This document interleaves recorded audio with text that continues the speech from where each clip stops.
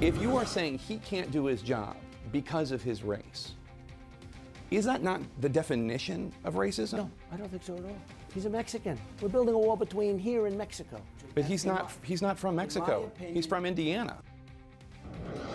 That was President Trump last year attacking a different judge, the one who ruled against him in the Trump University case. This weekend, he took aim at the judge who reversed the travel ban, calling him a so-called judge and that the ruling was ridiculous and would, quote, open our country to potential terrorists.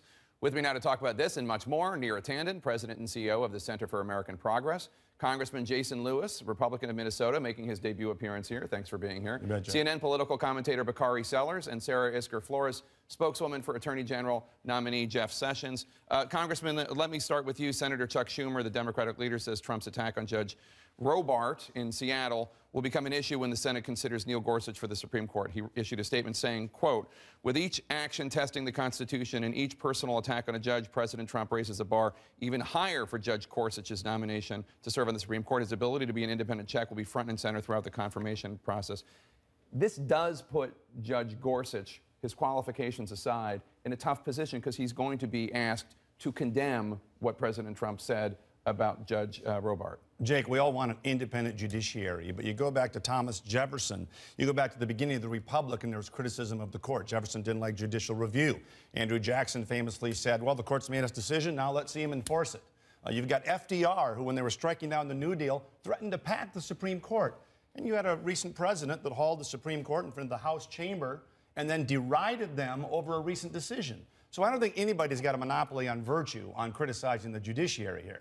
You know, I think the difference is that Republicans, Democrats can obviously criticize what the court does, but attacking a judge and attacking him as a so-called judge really threatens the independence of the judiciary, which, oddly enough, conservatives throughout history, conservatives recently had attacked FDR for what he did against the judiciary, attacked people for this precise action. I think the challenge here is, and I applaud what Mitch McConnell did here, which is to actually defend an independent judiciary. And the problem here for President Trump is that he has now made it much more difficult to get his confirmation through from his own words. We all want an independent judiciary, but threatening to pack the court, attacking the Supreme Court justices, putting them in the well of the House, and then upbraiding them? I'm sorry, is that threatening the independence of the judiciary? No, it is not, because all President Obama did, I think you're referencing to President Obama, is he criticized Citizens United,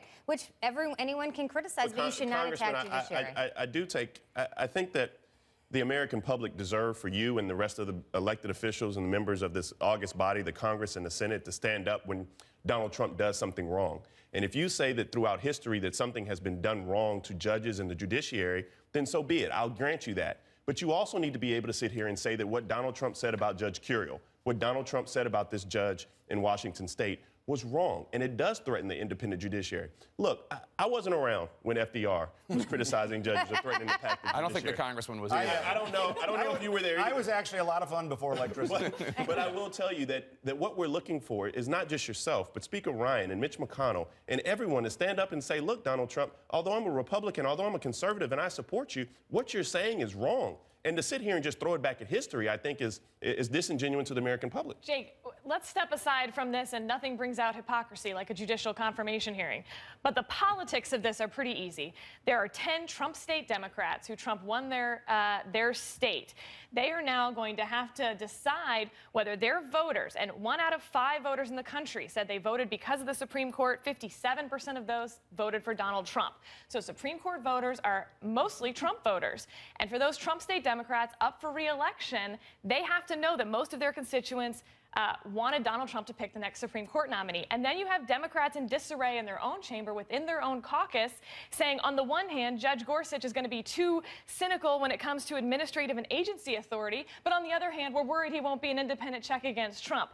They haven't really coalesced around a single message because Judge Gorsuch is so incredibly qualified. Can I just say here, look, I think you had it actually in your poll. Democrats really believe that what happened here was a travesty. That with Judge Garland. With Judge Garland, with the way he was treated was a travesty. And I think the irony... The Biden rule.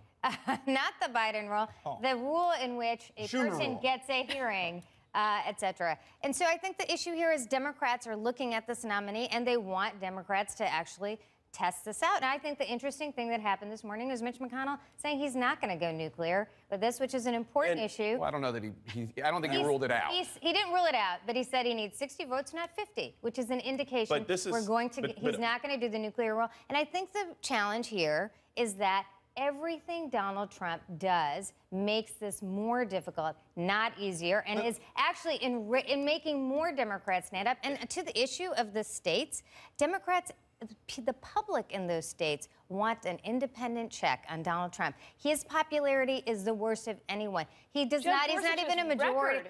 And look, Judge Gorsuch, y'all are saying so. Judge Gorsuch has the lowest approval ratings of anyone ever. So if you're thinking of it in political terms. As Mitch McConnell was listing off to you his litany of historical facts and reasons of why they were just obstructionists when it came to Judge Garland. One of the things he forgot to mention is now Judge Garland, he serves as the person who was it was the longest vacancy in the history of the Supreme Court since his nomination. And so we do believe that was really unfair to Barack Obama. But now that we're here, what you're seeing is Democrats, even in those states that you were talking about, are coalescing around this resistance. And I believe, like they believe, that he deserves to get a hearing, he deserves to get heard, he deserves to have these things, but it needs to be 60 votes in favor. But it's not coalescing around Gorsuch. I mean, the night no one's coalescing around Gorsuch. We're coalescing around the resistance. No, let me just say, to point out to the hypocrisy of the night of the nomination, there was a sign on the Supreme Court steps that said oppose by ostensibly your side. It was blank. Yeah, they wrote it in. The protesters were waiting until the nominee was announced to write it. Let's take a break. It's called obstructionism. Nobody go anywhere. It's called obstructionism. Nobody go anywhere. We're going to come right back. Great lessons on obstruction. We're going to come right back.